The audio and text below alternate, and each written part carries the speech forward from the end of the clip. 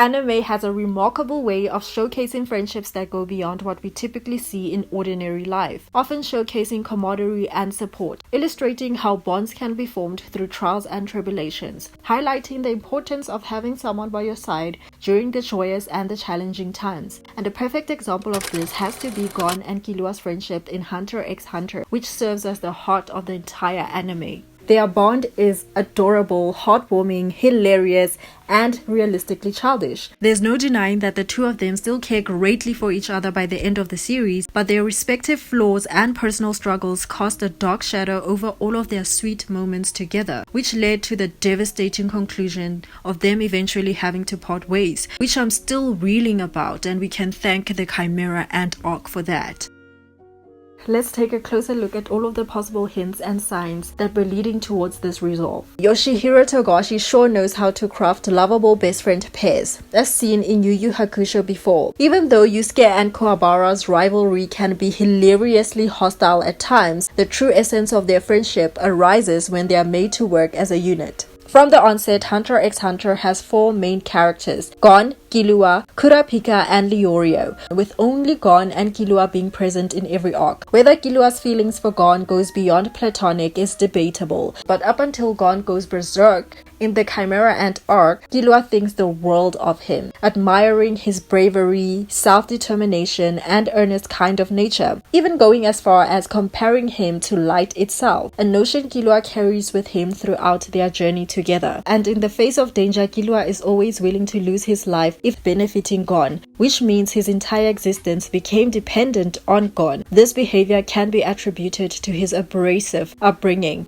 The first time the two gets introduced to each other was during the Hunter exam, where they immediately started a healthy friendship, with both having friendly, fun-loving personalities and the youngest contenders to take the exam, with neither boy ever having had a friend their own age before, not to mention as freakishly strong as they are. GON shows an instant dedication to KILLUA by becoming enraged when Illumi forces KILLUA to give up and go home. The fact that KILLUA comes from a family of assassins didn't scare GON off. Instead, he goes on a rescue mission for KILLUA, venturing into the dangerous Zoldyck estate, accompanied by Leorio and Kurapika. When they reunite, KILLUA is overjoyed with having his first real friend and finally escaping from his cruel family and the life as an assassin. To GON, KILLUA is everything he could ever want in a friend. Someone loyal enough to go along with his ideas, to train and goof around with, and to learn from. And GON never shies away from expressing this gratitude, which leaves KILLUA flustered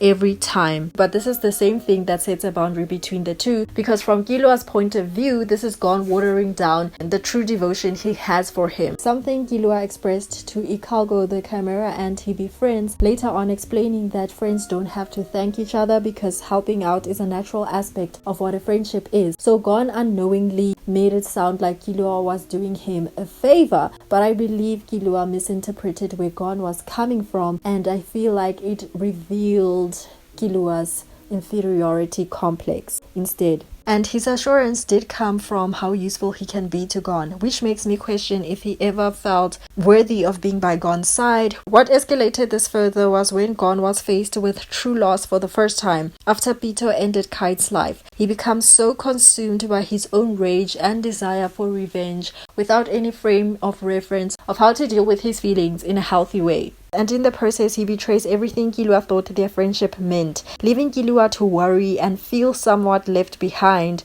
and helpless, partly because of the whole Palm situation as well.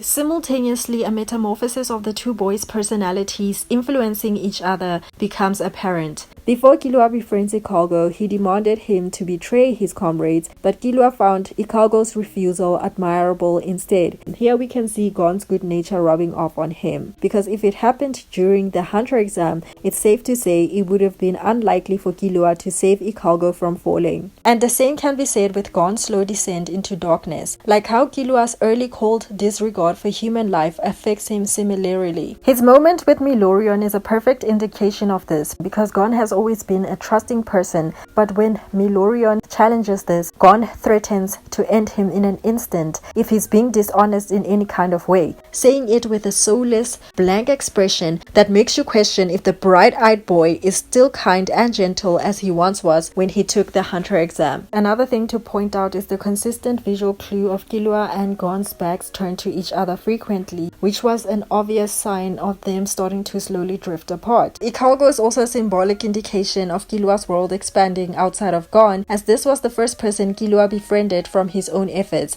This change and growth within him followed right after he was able to remove Illumi's needle from his head, which allowed him to break free from his family's final control. In the aftermath, Gon was on the brink of losing his life as a consequence of taking on Pito, and KILLUA needed a way to save him, or as he referred to it as cleaning up his mess yet again. And the one person with the ability to heal Gon was his sister Aluka. Perhaps an early sign of the two eventually having to split was the discussion they had on Whale Island. At the time, KILLUA didn't know what his purpose was, and Gon insisted he tag along on his journey of finding Jing while he figures out what it is that he wants to do.